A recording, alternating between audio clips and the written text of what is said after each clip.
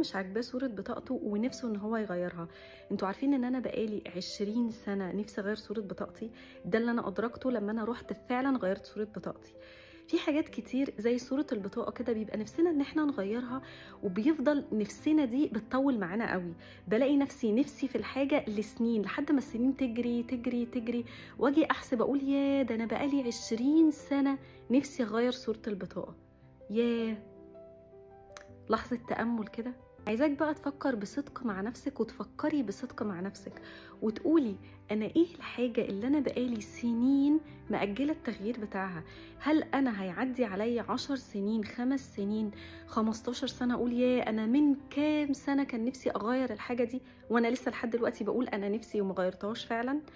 جه الوقت ان احنا ناخد خطوة. مفيش حاجة هتتغير كده لوحدها، مش هصحى الاقي صورة البطاقة اتغيرت لوحدها.